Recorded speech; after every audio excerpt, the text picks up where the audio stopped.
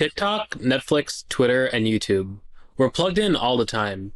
We spend an average of 8 hours a day on our computers, and you've probably been on your phone or laptop for a while before coming to this video. It's hard not to be. Everything from school to work to entertainment, it's all online.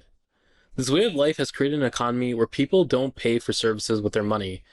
They pay for them with their attention. There's an old idea that says if you aren't paying for a product, then you are the product. Your time is valuable to these companies, so they've engineered their products to keep you hooked on for as long as possible. They do this because they want to sell your attention to advertisers. This is what is called the attention economy.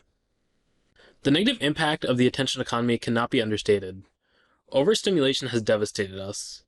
A Microsoft consumer study found that the average attention span in 2001 was 12 seconds. Today, it's 8 seconds.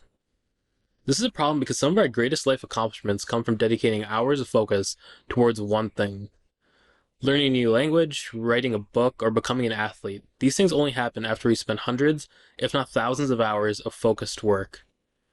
But there's another problem.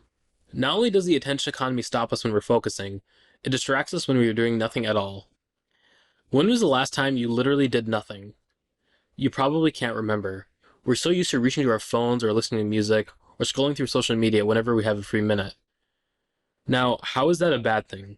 In some ways, it's not, because doing nothing is boring. There's a strong stigma around boredom. We think that being bored means that we have a lack of motivation or that we're wasting our time, but sometimes boredom can be exactly what we need to fix our lives. Our inability to face our own thoughts is holding us back.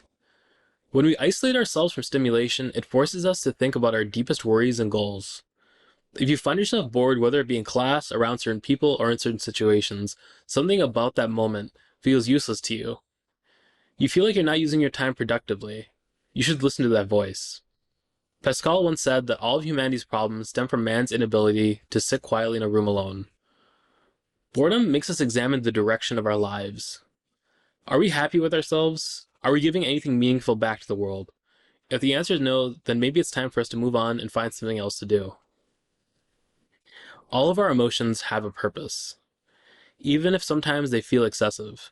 Anxiety, for example, helps us avoid harmful situations and gives us the adrenaline we need to escape, but too much of it can lead to a panic attack. Boredom is also a useful emotion, because it prevents us from doing the same useless task over and over again. Think of that as a tool that prevents us from staying in situations where we're not getting anything valuable, where we're wasting our precious time. We get caught up in the distractions of daily life. This leaves us little room to think deeply about ourselves and what direction we want to go. Boredom creates a window for us to think deeply and creatively. So the next time you find yourself with nothing to do, try to resist the urge for instant gratification. Try to let your mind wander, because you might find something that you weren't looking for. Don't be afraid to disconnect and be bored. The thing is, you need to build an ability to just be yourself and not be doing something. That's what the phones are taking away. Yes. Is the ability to just sit there like this. That's being a person, right? Yes. No one can, you gotta check. Because, underneath everything in your life, there's that thing, that empty, forever empty. You know what I'm talking about? That's, Yes. yes. Yes, Yes. Yes, Just I know what you're that talking about. knowledge that it's all for nothing and you're alone. It's down there. And sometimes when things clear away, you're not watching it, you're in your car and you start going, oh no, here it comes, that I'm alone. Like it starts to visit on you. Just the sadness. Yes. Life is tremendously sad just by, being in it. And so you're driving and then you go, that's why we text and drive. I look around, pretty much 100% of people driving are texting. Yes. And they're killing, everybody's murdering each other with their cars. Yes. But people are willing to risk taking a life and ruining their own because they don't want to be alone for a second.